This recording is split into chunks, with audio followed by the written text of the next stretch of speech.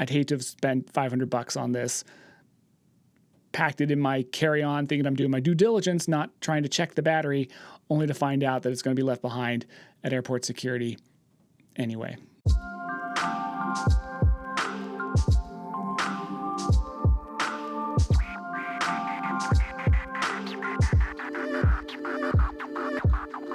What's going on, everybody? Welcome back. Today we're going to talk about batteries, most notably external batteries. Now, I find that 90% of the time when you're out shooting, you're probably going to be using external batteries, regardless of how good the internal native battery is on your actual camera. Most of the time on a shoot, you're rigged out, you've got monitors, you've got wireless follow focus, you've got other things that require some sort of a battery draw. And so instead of just loading yourself up with tons of different types of batteries and constantly having to swap whether your monitor is going out or your follow focus or your camera itself, sometimes it's easier just to put one single brick on the back and power everything off of that. Now, obviously, there are a lot of solutions for external batteries. Probably the most affordable one is an MPF adapter plate with MPF batteries. These batteries are cheap. They're readily available. You can get them oftentimes overnight on Amazon. Plus, a lot of these MPF plates now are coming with D-taps on them, USB-C plugs, just different ways you can plug different cables into it, giving you all those sort of extra add-ons you need to power off of one single battery. But a level beyond that is the quote-unquote brick. Now, this includes both V-mount and AB, Anton Power gold mounts, as they're sometimes referred to. I'm going to be speaking specifically about V-mount power and what your options are on the current market, and most notably, this guy. Now, this was just released. A lot of people are seeing this all over YouTube, all over the internet. This is produced by Smallrig. It's technically one of their mini V-mount batteries, although it is quite a bit larger than their other capacity batteries, and actually somewhat closer in line with more traditional V-mount batteries. Now, we're going to talk about a few other options out there, how they compare to this. Is this the right battery for you? Are there other solutions when it comes to V-mount power? All that and more, so stick around and find out. Now, I'll start off by saying that Smallrig did send me this battery, which is good because honestly, I probably would not have bought it otherwise. Now, that's not to say this is a bad battery by any means. It's actually pretty cool. It does a lot of great stuff, but I just don't know that it's quite worth the price, given that it's Smallrig. Now, it's no bash on Smallrig. They make a lot of great stuff. But when it comes to a brand like IDX, where they are dedicated to just making batteries, and there are a few advantages, as I'll talk about in a minute, to an IDX battery, I'm not sure that it's quite worth the price, given how close this is in price to an IDX of the similar capacity. Now, probably the best thing about this battery are the ports that are on it. If you open up the top side, you've got two USB-Cs, both in and out, so you can charge off of these. You can also draw power off of these. You've got your standard USB-A style. Then you've got a couple of DC barrel connections, both for a 8-volt and 12-volt out. It's also got two D-taps, which is fantastic. They are both in different directions, one with the rounded edge towards the back, one with the rounded edge towards the front. Now, this is significant because a lot of times when you're buying D-tap accessories, depending on the brand that's making them, the head might be facing in the direction that isn't best suited for the direction you want to send the cable. Let's say you're wanting to send power and you want the cable to run down, well, then it kind of is dictated by the orientation of this. Now, a lot of times you can take these apart, open up the back. There's a little block right here, and you can send the cable out the opposite direction. If you are using a battery that only has one D-tap or a plate that only has one D-tap and it's not facing in your ideal direction, just keep that in mind.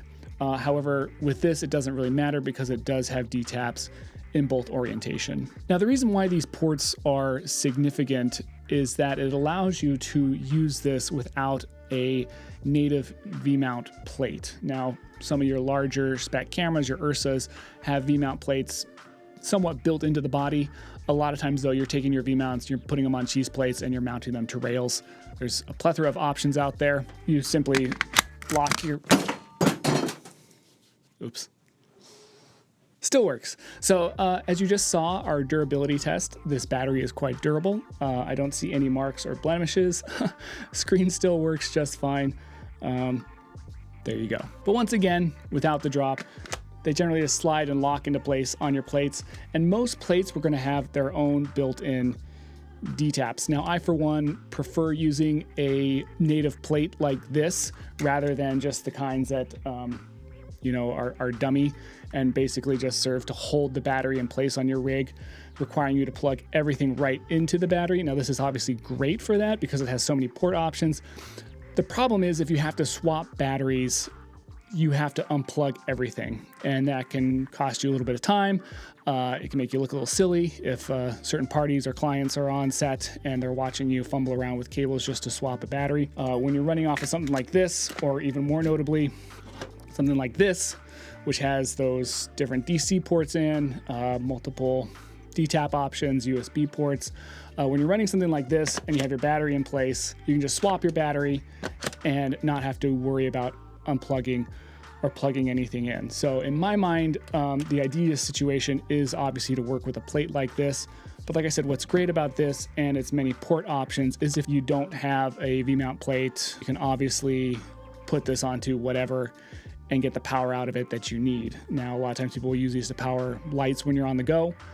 Obviously an option, obviously, again, a case where you might not want or need a DTAP plate. There's a few different ways to charge it. You can plug into the DTAP with a DTAP power charger, run juice in that way. You can put it onto a actual native V-mount charger, or you can run a USB-C cable into it. It does take quite a while to charge.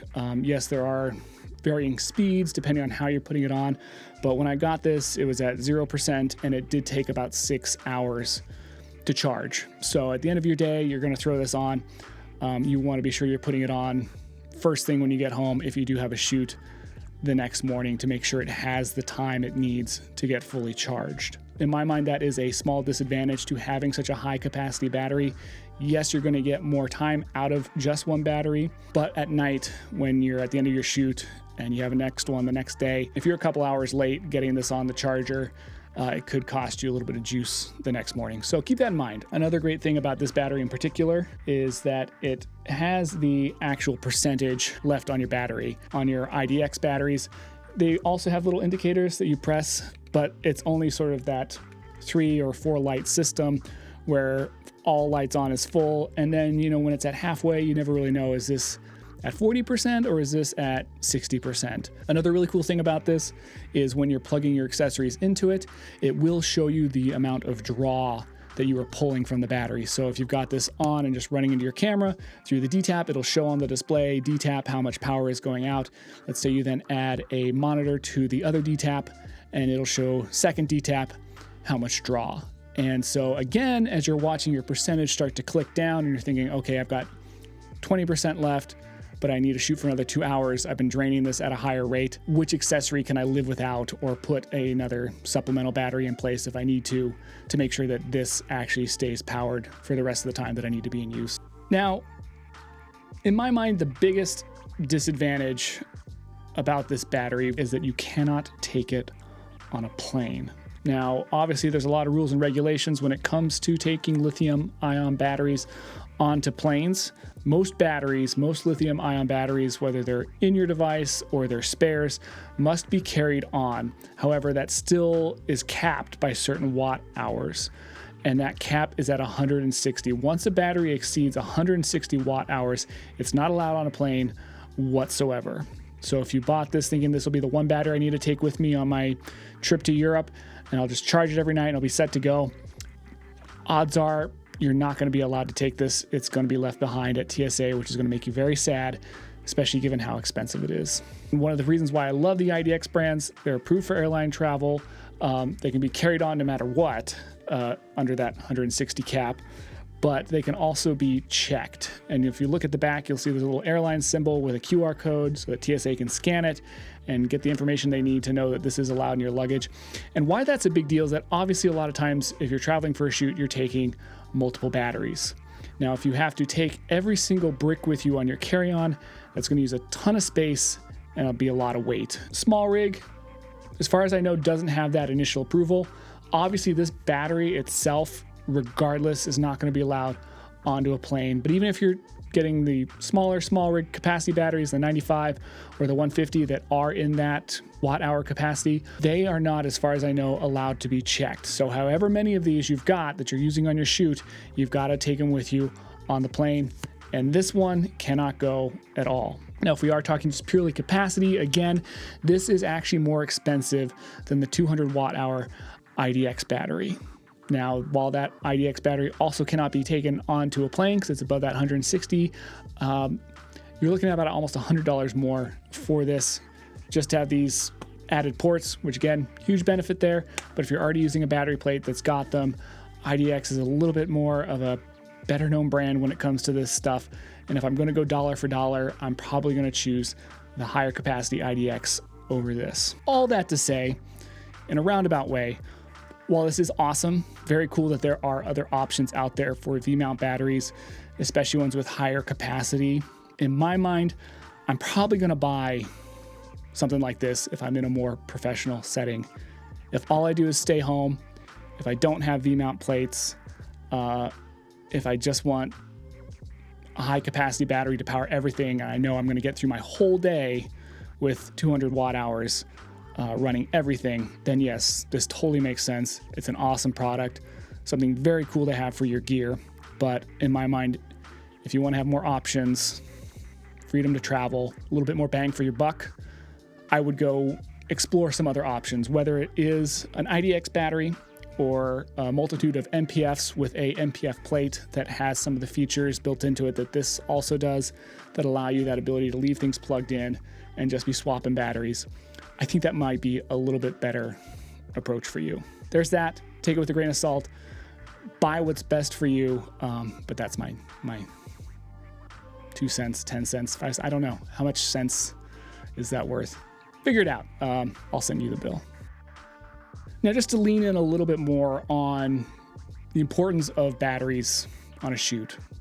I've done a couple of features now, one with a full crew, one with very much a skeleton crew. Sometimes I was the only crew member running sound, camera, doing my lights, just working with my actors. Sometimes we had up to 5 or 6, and we were operating in a lot of places without power. At the time, this is about 2016, these really weren't an option yet. And even your IDX ones were less easy to find in the used marketplace for an affordable price as they are now. I think because of the surge of, other brands coming out, I've driven down the price of these on the used sphere a little bit. And along with that, battery-powered lights were also not so much a thing. So it would be great going back in time to have had this option, to have been able to get, right now I'm using a battery-powered light. It's plugged into the wall, but it could potentially run off of a battery. It's got the DC plug on the back that will take a D-tap cable. I've got a couple of light panels that have V-mounts built into them. Having had the ability then to have gone and known that I could have shot anywhere with a light source would have been pretty cool. Now, I actually made the decision going into that production because I knew I'd be limited on my resources to only use available light, whether that was natural light from the sun, being bounced and angled, or using practical lights. And so I didn't even think about taking a light with me. Fast forward to today, you now have a lot of options for battery-powered lighting accessories, in which case it is so awesome that, there are so many options now in the marketplace for larger capacity, both in output and in watt hours, so that you could potentially load up on these, get a couple of battery-powered lights, go into the middle of the woods, and you could shoot a fully lit scene really without much problem. It's just more a matter of how much you're able to carry. Beyond that, just having the ability to power everything off of one source when you're trying to move fast as a team, as a crew, or as an individual, and not having to constantly be swapping batteries, having to worry about, did I put the dead battery in my left pocket or in my right pocket, and then putting it on to find out, nope, that was the dead battery.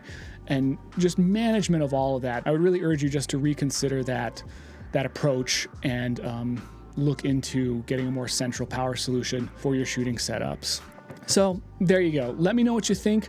What are some of the battery solutions you prefer? Thank you so much for watching. Be sure to hit like, share, and subscribe, and we'll see you next time.